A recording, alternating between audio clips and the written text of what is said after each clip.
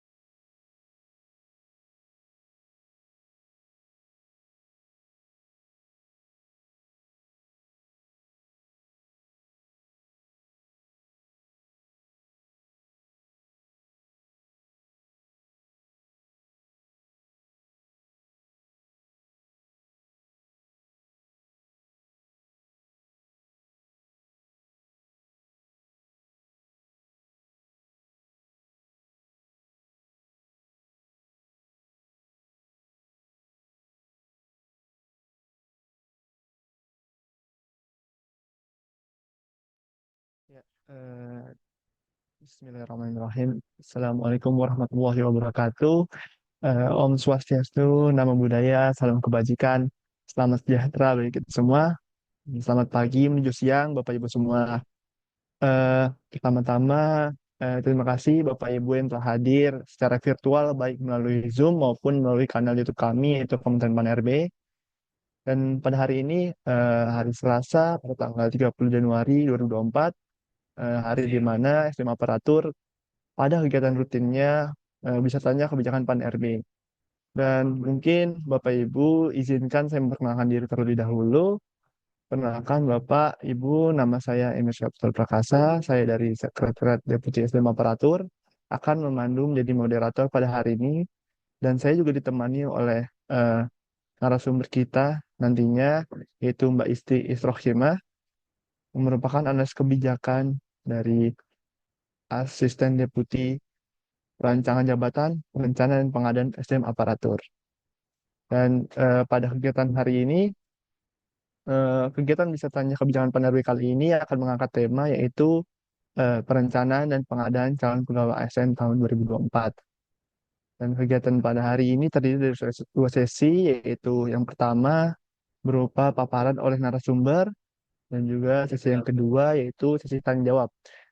Namun pada sesi tanya jawab kali ini dibuka untuk dua sesi saja, dan Bapak Ibu yang ingin berkenalkan untuk bertanya dapat melakukan rasen nanti.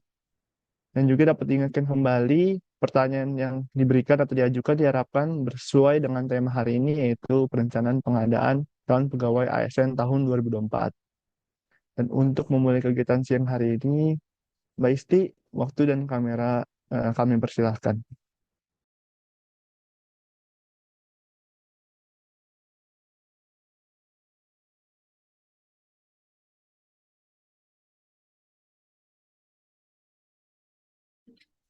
Ya, baik. Terima kasih, Mas Emir. Assalamualaikum warahmatullahi wabarakatuh. Selamat pagi menjelang siang kepada Bapak Ibu sekalian yang telah bergabung dalam forum diskusi ini. Baik.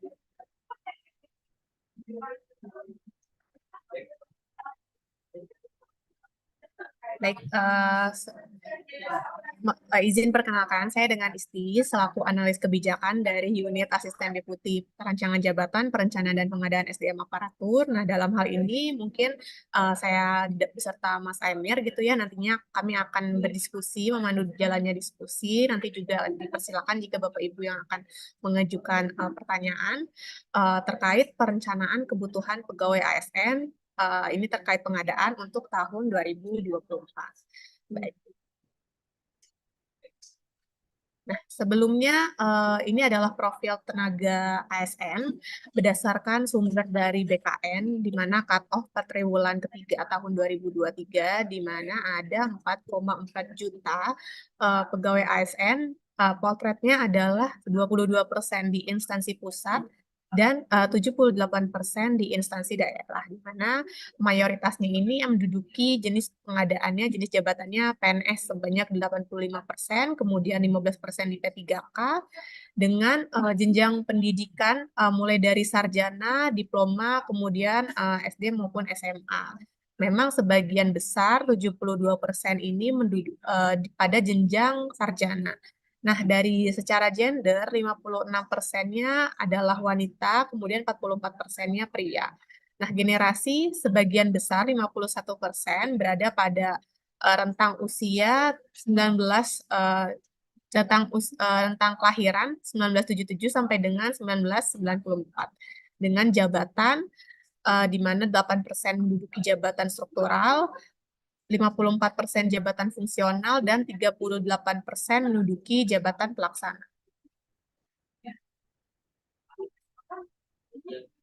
Nah, ini berdasarkan data hasil pendataan BKN, di mana tenaga sempat mendata untuk potret tenaga non-ASN gitu ya di tahun 2022, di mana pendataan ini dilakukan pada 595 instansi, terdiri dari 66 instansi pusat maupun 529 instansi daerah. Dan kurang lebihnya terdapat 2,3 juta tenaga non-ASN dengan variasi dari mulai gaji, masa kerja, gender, tentang usia gitu ya, maupun berdasarkan jenis jabatan yang diduduki oleh tenaga non-ASN tersebut.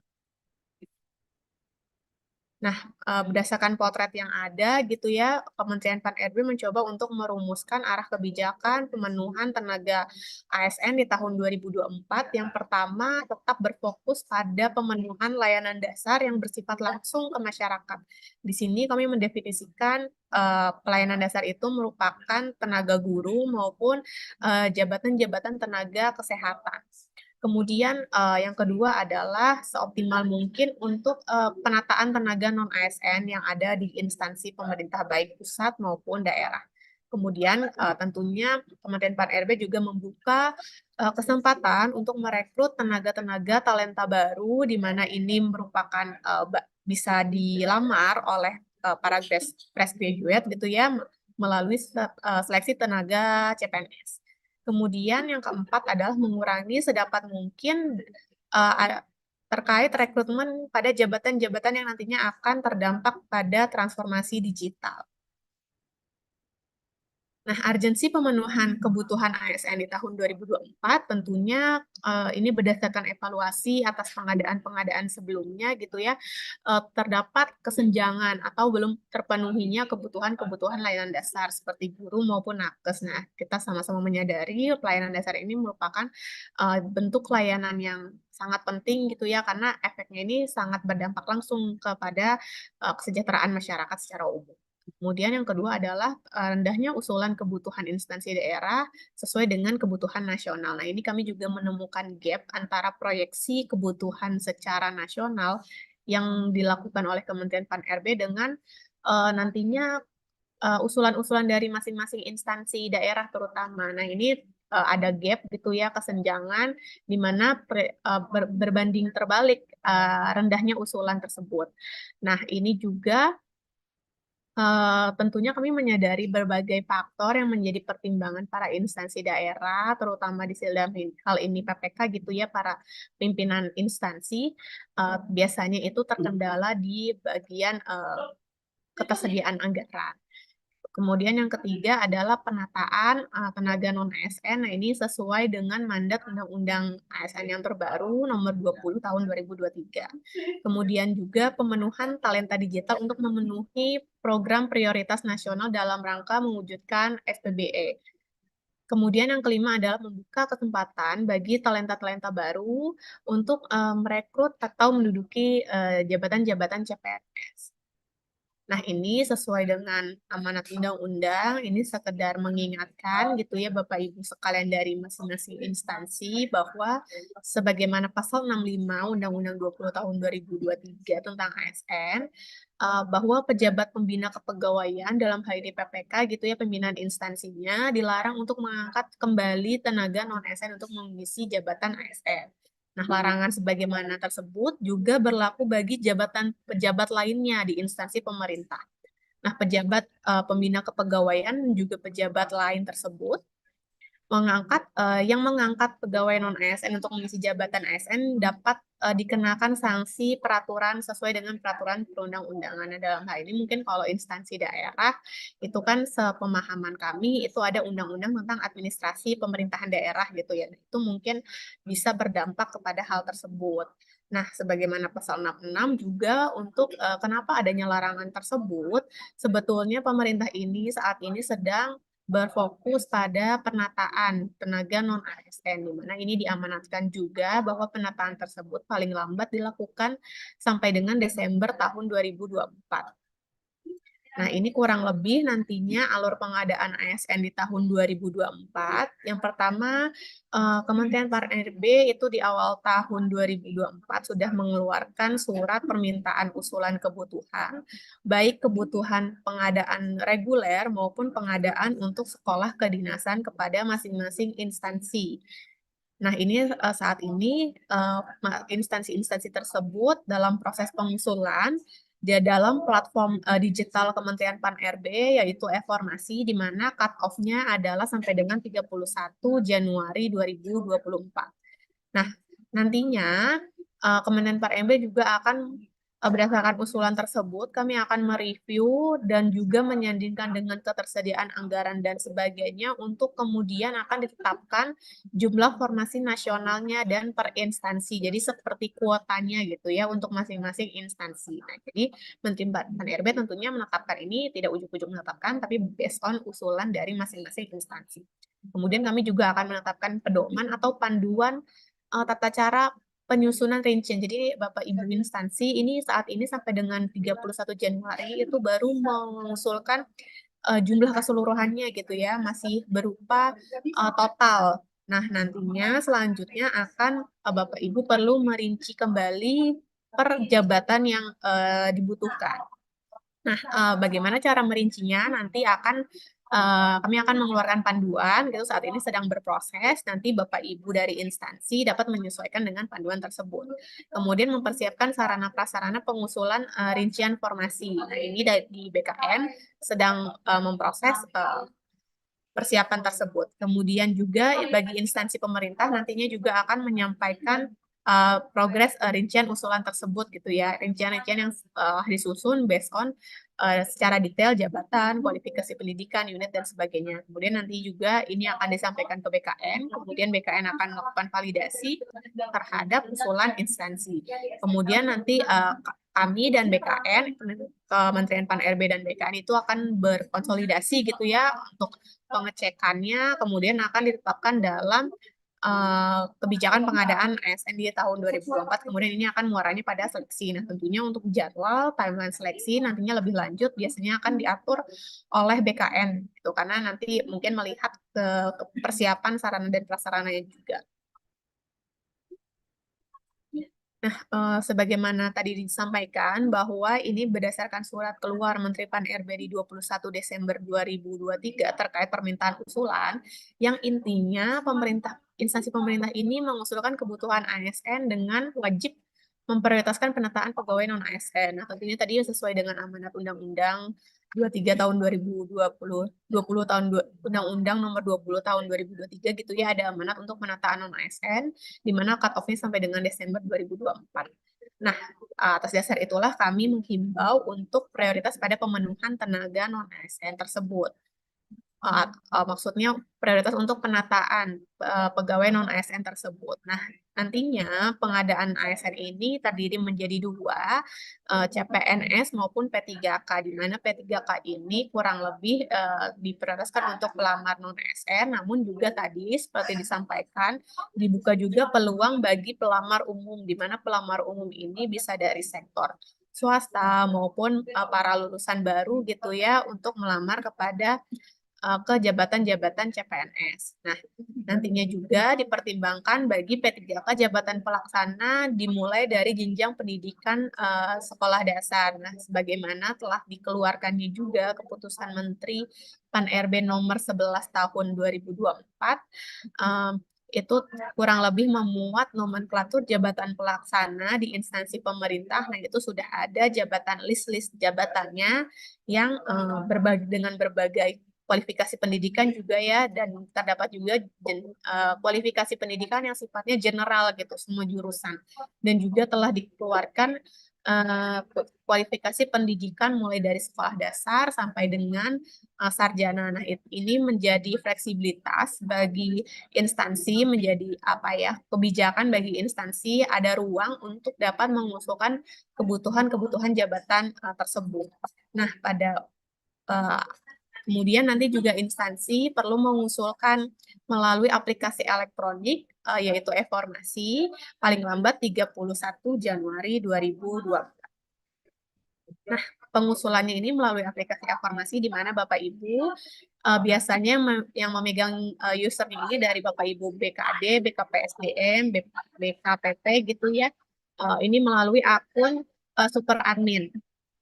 Nah, nanti akan ada form yang perlu diisi. Nah, ini seperti jumlah CPNS teknisnya, CPNS guru, CPNS nakes, dan juga P3K. Dan juga jangan lupa Bapak Ibu untuk melampirkan surat pengantar serta surat pertanggungjawaban mutlak kesanggupan anggaran. Nah, ini seperti tadi dijelaskan, apa sih next-nya setelah mengusulkan, kami akan mengeluarkan kurang lebih penetapan kuotanya, jumlah penetapan kebutuhan ASN secara nasional maupun instansional. Nah, kemudian nanti juga kami akan mengeluarkan panduan yang berupa jenis jabatan apa saja sih yang bisa diisi untuk pengadaan CPNS, jabatan apa saja yang bisa untuk P3K, kemudian kualifikasi pendidikan, unitnya, kemudian proses bisnis gitu ya, tata cara penyusunan kebutuhan, serta bagaimana alur proses Bapak Ibu dari instansi ini mengusulkan um, bagaimana proses yang mana yang ke Menpan, mana yang ke BKN gitu ya, proses bisnisnya nanti akan diatur, kemudian daftar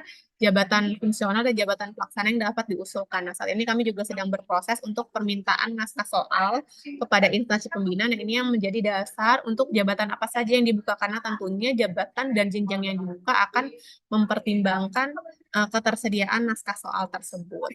Baik, terima kasih. Demikian yang bisa saya sampaikan. Selanjutnya saya kembalikan kepada moderator.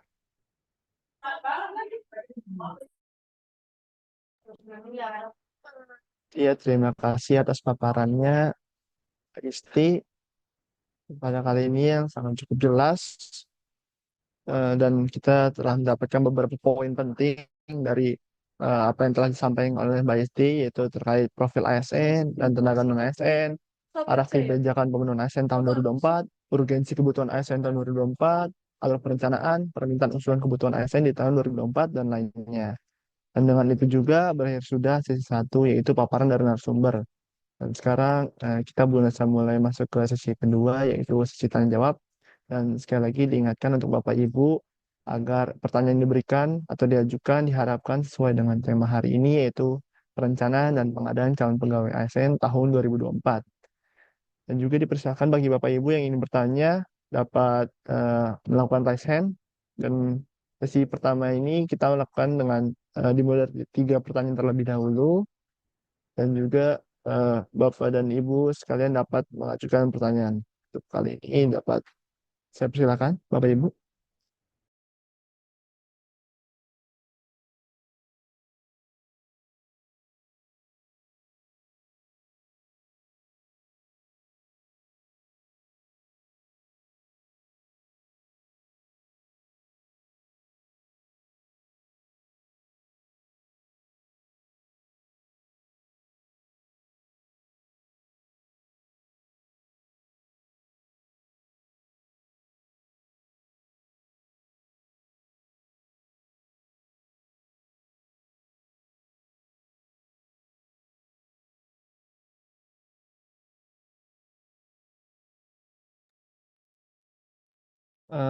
Mungkin kita mulai dari pertanyaan di channel YouTube ya, Mbak Isti. Ada pertanyaan dari Bapak Robi Varian, yaitu Bu, gimana kalau kepala daerah tidak mengusulkan untuk yang tendik yang sudah masuk ke dalam database BKN?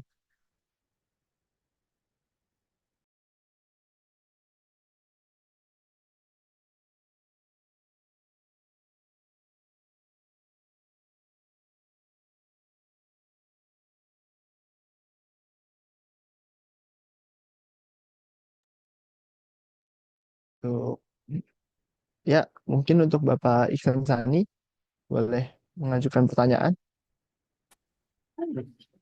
Ya,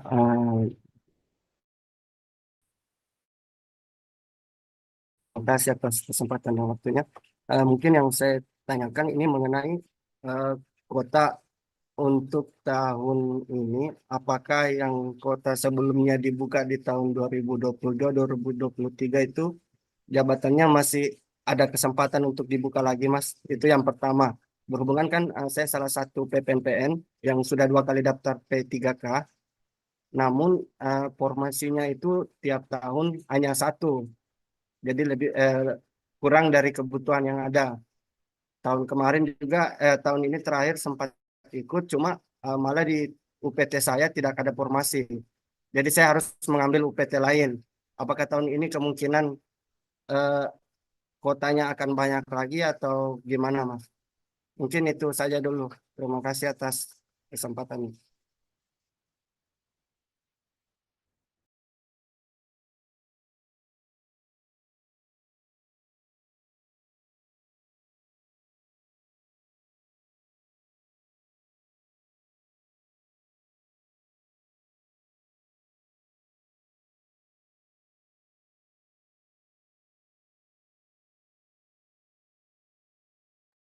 Baik, terima kasih Bapak Iksan Sani. Mungkin dari Mbak Isti ingin menjawab terlebih dahulu atau ditampung terlebih dahulu, Mbak? Baik, mungkin langsung dijawab aja untuk dua pertanyaannya gitu ya. Terima kasih untuk Bapak Ibu yang sudah bertanya maupun makasih moderator. Pertanyaan pertama tadi, bagaimana jika PPK ya, kepala instansinya gitu ya tidak mengusulkan tendik yang terdata di BKN? Nah, mungkin ini bisa kita luruskan kembali gitu ya bahwa yang diusulkan sampai dengan 31 Januari berupa jumlah kebutuhannya. Nah, tentunya nanti jadi ini tidak berbicara perorangan ya, apakah data si A diusulkan gitu itu tidak gitu. Melainkan jumlah kebutuhan. Nah, itu yang perlu disertai juga dengan SPTJM dari PPK karena itu menjamin bahwa nantinya PPK atau instansinya itu sanggup untuk membayarkan gaji maupun tunjangan dari ASN yang direkrut. Nah, kemudian nanti setelahnya instansi itu perlu merinci perjabatan yang akan dibuka, akan diumumkan itu melalui nanti di aplikasinya BKN. Jadi dalam hal ini kita tidak berbicara perorangan itu apakah diusulkan, tapi kita selalu berbicara kebutuhan jabatannya. Nah, bagaimana jika perorangannya ini gitu ya, mungkin tadi karena ada eh, baik itu fresh grad maupun non ASN gitu ya. Nah, silahkan saja bisa melamar pada kebutuhan jabatan yang dibuka lowongannya gitu ya. Asalkan Bapak Ibu peserta ini memenuhi apa syarat jabatannya gitu. Nanti kan tentunya kayak misalkan P3K. P3K itu ada syarat pengalamannya atau syarat kompetensinya, syarat masa kerja dan lain sebagainya. Misalkan ada seperti itu maupun CPNS. CPNS juga biasanya nanti ada syarat-syaratnya gitu ya. Jadi jika memang memenuhi syarat sesuai nanti kami juga akan menyampaikan, menerbitkan gitu ya. Biasanya nanti mungkin di pertengahan tahun kurang lebih seperti mekanisme seleksinya, persyaratannya. Jadi kalau terkait perorangan per individunya ini kita bicaranya nanti berarti kan pelamaran ya. Jadi selama memenuhi syaratnya bisa saja melamar. Cuman yang saat ini perencanaan kebutuhan itu sifatnya adalah jumlah atau kuotanya dahulu. Kemudian nanti akan disusul dengan rincian kebutuhannya. Jadi bicaranya lebih ke jabatannya. Mungkin demikian. Nah, kemudian pertanyaan kedua untuk tadi kuotanya gitu ya dari Pak Ihsan Sani, apakah mungkin kurang lebih sama kayak tahun lalu atau enggak? Nah, ini kita tidak bisa Menpan ini tidak bisa statement apakah sama atau tidak, karena tentunya tadi disampaikan kami berangkatnya dari usulan dari instansinya, karena nanti kan yang membayarkan gaji ASN ini instansinya gitu ya. Jadi justru Menpan ini mendorong instansi untuk segera mengusulkan dengan pertimbangan sebagaimana di surat tersebut, kemudian untuk mendorong juga pemenuhan kebutuhannya. Jadi jika memang instansi membutuhkan jabatan terkait dan juga sanggup secara anggaran, itu bisa mengusulkan kepada secara kuotanya dahulu kepada Menteri Pan-RB untuk nanti tindak lanjutnya akan dirinci gitu ya. Jadi kalau untuk statement apakah ada dibuka atau tidak, ada atau tidak, justru kami menunggu usulannya dahulu. Mungkin saat ini seperti itu. Nah, itu yang cut off-nya sampai dengan 31 Januari 2024 bagi masing-masing instansi pemerintah baik pusat maupun daerah. Mungkin demikian yang bisa disampaikan. Terima kasih. Baik, terima kasih atas jawabannya, Mbak Isti. Mungkin kita masuk ke yang bagian kedua. Dan di sini udah ada di kolom chat pertanyaan yang pertama dari Bapak Bagus. Izin bertanya, untuk penyelesaian tenaga non-ASN, khususnya di instansi pusat, akan dilaksanakan secara bertahap. Nah, seperti apakah langkah konkretnya? Dan ini ada banyak tenaga non-ASN, khususnya instansi pusat, belum terdata dalam database BKN. Padahal masa pengabdiannya lebih dari 1 tahun, bahkan 2 tahun. Mohon penjelasannya, terima kasih. Dan yang kedua, mungkin dari Ibu Yosi, ada izin bertanya, apakah tahun ini ada PPK umum atau yang umum ke CPNS ya? Dan yang terakhir mungkin dari Ibu Yunisa, izin bertanya, berdasarkan berita yang beredar, lulusan PPG Prajabatan gelombang 1 dan 2 tidak mendapat kesempatan mengikuti PPK tahun ini, namun diberi kesempatannya mengikuti CPNS Pusat Guru. Apakah berita itu benar? Terima kasih. Mohon bantu untuk jawabannya dari Mbak Isti. Terima kasih.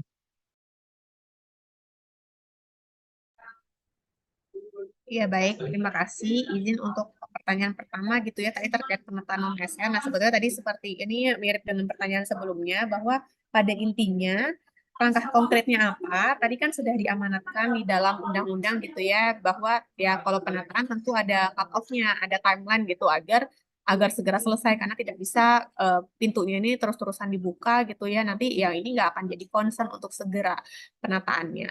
Nah, caranya bagaimana? Tentunya Menteri Pan-RB ini mendorong usulan dari instansi pemerintah, karena nantinya sesuai undang-undang yang mengangkat, memberhentikan gitu ya, ASN ini adalah PPK-nya gitu. Jadi Menpan tidak bisa serta-merta langsung mengangkat ASN gitu ya, langsung memberikan kuota, tapi kami sifatnya adalah merumuskan kebijakan-kebijakan tadi ya, penetapannya itu berdasarkan harus ada usulannya dahulu, karena tentunya usulan ini sebagai dasar bahwa memang PPK atau instansinya ini statement gitu ya, bagi dari mereka memang instansi kami membutuhkan jabatan tersebut. Oh, instansi kami ini memang sanggup membayarkan gaji dan lain sebagainya. Nah, berangkatnya dari situ dahulu. Jadi kalau langkahnya apa ya, ya kami ya ini adalah kerjasama gitu ya antara Menpan dengan instansi-instansi lainnya yang perlu ada usulan-usulan tersebut. Nah, dari sisi pelamar adalah nanti dapat melamar sesuai dengan syarat jabatannya seperti itu. Jadi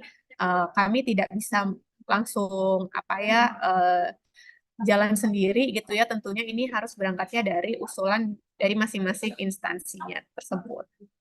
Nah, kemudian tadi apakah tahun ini ada P3K yang dapat dilamar oleh umum? Nah, tadi kalau kurang lebih rancangannya kalau untuk umum dapat juga untuk melamar ke CPNS. Nah, untuk detailnya gitu ya, mekanisme pelamaran sebetulnya nanti kami akan menerbitkan baik itu peraturan menteri maupun keputusan menteri yang saat ini sifatnya masih dalam proses penyusunan gitu. Jadi Bapak Ibu diharapkan untuk menunggu gitu ya, dari kalau dari sisi pelamar, karena ini mungkin sesinya lebih maksudnya tahapannya dimulai dari dengan instansi pemerintahnya dahulu untuk mengusulkan gitu ya, untuk merinci. Kemudian nanti jika memang sudah final itu akan dibuka lowongannya di aplikasi SNC, SNBKN.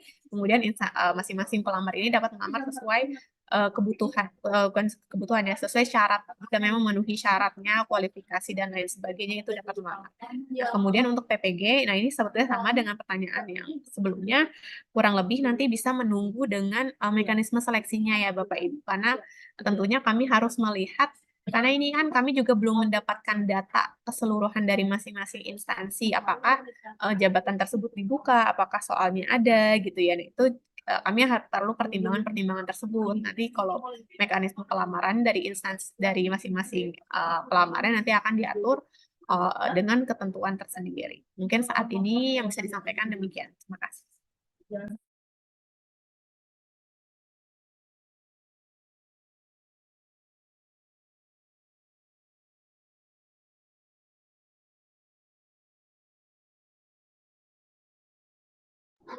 Baik, mungkin di sini ada tadi pertanyaan juga dari Fani Wulandari ya, apakah sudah fix hanya yang di data BKN yang bisa melamar P3K? Nah, ini kurang lebih nanti sama ya Bapak Ibu menunggu kebijakannya karena masih dalam proses perumusan di mana itu akan diputuskan oleh pimpinan. Jadi ini sama seperti dua pertanyaan sebelumnya, ini terkait mekanisme pelanggaran, syarat menduduki jabatan-jabatan atau jenis pengadaan terkait gitu ya nanti akan diatur lebih lanjut di mekanisme pelamarannya. Mungkin demikian.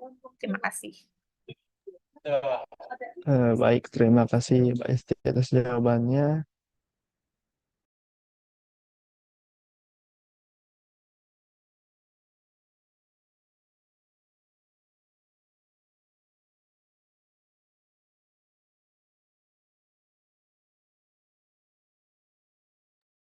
Mungkin masih ada satu pertanyaan terakhir, Mbak, di kolom chat komentar dari Bapak Afif Wikri Wafik. Itu izin bertanya, apakah kebutuhan CPNS untuk fresh graduate S1 Talenta Digital untuk jabatan-jabatan tertentu mempunyai persyaratan khusus seperti sertifikat, kompetensi, keahlian TOEFL, dan lain-lain? Terima kasih Mbak Esti, mungkin mohon bantuan untuk menjawabnya. Terima kasih. Iya baik. Jadi kalau untuk persyaratan sertifikat nanti itu juga sama akan ada pengaturannya gitu ya. Nah, seperti misalkan TOEFL itu mungkin biasanya lebih ke yang relate jabatannya, misalkan di jabatan penerjemah. Nah, mungkin itu akan mensyaratkan kemampuan bahasa yang seperti itu. Nah, sama halnya dengan jabatan-jabatan lain gitu ya, kayak misalkan di pemadam kebakaran itu juga biasanya ada sertifikasinya tersendiri. Jadi ini tergantung pada jenis jabatannya yang akan dilamar karena untuk jabatan yang sifatnya spesifik harus ada skill khusus atau ada sifatnya kayak kayak teknisi gitu ya biasanya itu akan ada syarat sertifikatnya baik itu menjadi syarat wajib maupun menjadi syarat tambahan gitu. Nah itu juga nanti bisa uh, menunggu keputusan menteri yang akan mengatur sertifikasi. Mungkin demikian. Terima kasih.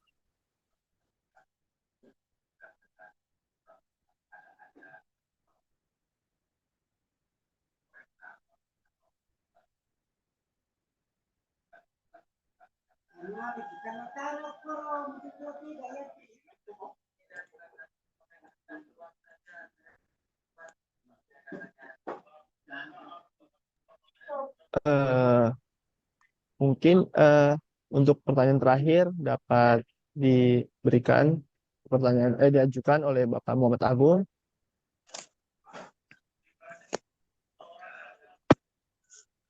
Baik Pak, boleh mengajukan pertanyaan.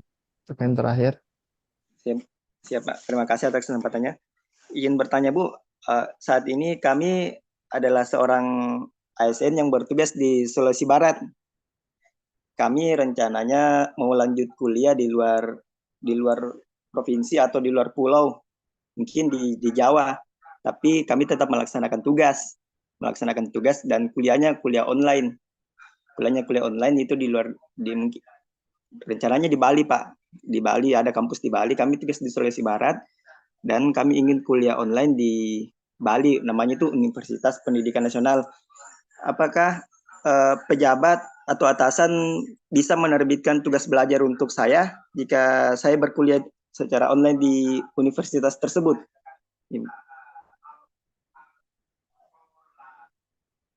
Jika jaraknya jauh seperti itu, Pak, apakah bisa Bapak Ibu?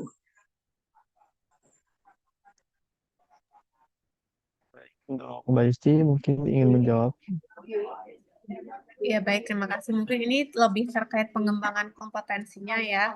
Tadi untuk sekolah lagi dan lain sebagainya. Nah sebetulnya itu sudah ada mekanismenya dengan seperti izin belajar gitu ya. Nah apakah bisa? Ya bisa-bisa saja asal ya dengan catatan pimpinannya yang menyetujui gitu kan. Karena ya itu kan seperti permintaan gitu ya sifatnya request gitu. Jadi tentunya dengan persetujuan atasan dan lain sebagainya tentunya atasan punya pertimbangan tersendiri gitu. Jadi jika memang ASN yang sudah duduk memenuhi syarat gitu ya, memenuhi persyaratannya, mekanismenya terpenuhi, tata caranya terpenuhi, ya mungkin bisa-bisa saja. Nah, lebih selanjutnya Bapak mungkin dapat berkoordinasi dengan pimpinannya atau dengan ini ya BKPSDM-nya. Mungkin demikian. Atau bagian kepegawaian. Ya, izin Bu, kami sudah konfirmasi soal itu, disampaikan bahwasanya tidak bisa melebihi dari jarak kantor dengan kampus itu tidak bisa melebihi 60 km. Jadi bagaimana? Mohon solusinya Bu. Ya, Maaf Pak, dikoordinasi. Apakah ketentuan dari Menpan memang seperti itu Bu? Itu Nah, tidak bisa. ya, jadi ini Pak, izin, ini kan topiknya mungkin kami spesifik terkait perencanaan kebutuhannya ya Pak ya. Mungkin kalau untuk case-nya Bapak, ini kan saya juga kurang tahu nih detailnya seperti apa. Jadi sebaiknya dapat dikoordinasikan dahulu dengan bagian kepegawaiannya. Karena kan tadi Bapak sifatnya sama-sama ingin sambil kerja ya. Tentunya kalau sambil kerja ini kan ada pertimbangannya. Nah, ini lain cerita dengan yang betul-betul tugas belajar misalkan ke luar negeri, di mana ini ada kayak part bebas tugasnya dahulu gitu ya, sehingga diberhentikan sementara dari AFN-nya. Tentunya itu ada pertimbangan-pertimbangannya sendiri. Mungkin demikian ya Pak. Terima kasih. Ya, jadi kalau secara aturan, apakah ada aturan yang melarang Ibu terkait itu? Apakah ada aturan yang melarang kuliah melebihi 60 km? Tidak.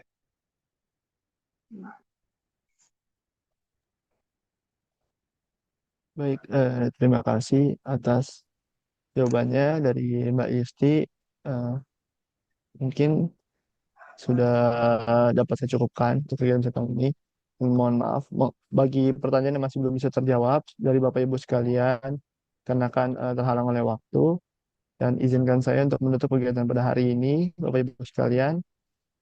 Dan terima kasih juga untuk narasumber kita pada kegiatan hari ini, yaitu Mbak Isti. Dan juga terima kasih untuk Bapak Ibu sekalian atas perhatiannya pada kegiatan Bisa Tanya Kebijakan Pan RB pada hari ini dengan tema Perencanaan dan Pengadaan Calon Pegawai ASN tahun 2024. Dan semoga Bapak Ibu yang hadir melalui Zoom maupun melalui YouTube dapat menerima materi yang disampaikan dengan baik dan sesuai dengan harapan Bapak Ibu sekalian. Dan kurang lebihnya mohon dimaafkan. Akhir kata, wassalamualaikum warahmatullahi wabarakatuh. Salam.